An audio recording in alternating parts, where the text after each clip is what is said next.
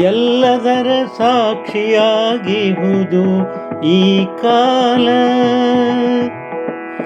ಎಲ್ಲದರ ಸಾಕ್ಷಿಯಾಗಿಹುದು ಈ ಕಾಲ. ಕಾಲದೊಳಡಗಿದೆ ಅದ್ಭುತ ಶಕ್ತಿಯ ಜೀವಜಾಲ. ಮೋಹಕ ಬಲೆಯಿಂದ ಹೊರಬಂದರೆ, ಮೋಹಕ ಬಲೆಯಿಂದ ಹೊರಬಂದರೆ ಅದೇ ಮಂಗಲ, ಅದೇ ಮಂಗಲ, ಅದೇ ಮಂಗಲ. ಪ್ರತಿಕ್ಷಣವು ನಮಗೆ ದೊರೆತ ಅಮೂಲ್ಯ ಕಾಣಿಕೆಯಂದರೆ ಎಲ್ಲವೂ ಸಲೀಲ.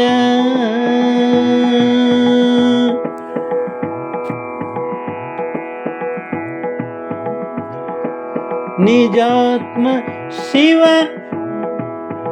ಸೃಷ್ಟಿಸಿಹನು, ನಿಜಾತ್ಮ ಶಿವ ಸೃಷ್ಟಿಸಿಹನು. ವಾಯು ನೆಲ ಜಲ ಋಣಿಯಾಗಿ ಅರ್ಥಪೂರ್ಣವಾಗಿ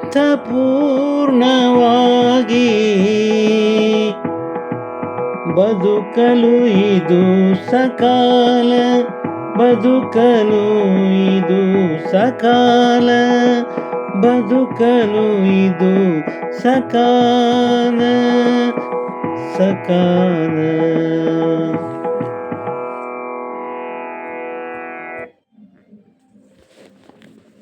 ಈ ಕಾಲವು ಎಲ್ಲ ಸಮಯದಲ್ಲೂ ಒಂದೇ ರೀತಿ ಇರ್ತದೆ. ಆದರೆ ಒಳ್ಳೆಯದು ಕೆಟ್ಟದ್ದು ಅಂತೇನಿರುವುದಿಲ್ಲ. ಆದರೆ ಎಲ್ಲದಕ್ಕೂ ಸಾಕ್ಷಿಯಾಗಿರ್ತದೆ ಇದು ಕಾಲ.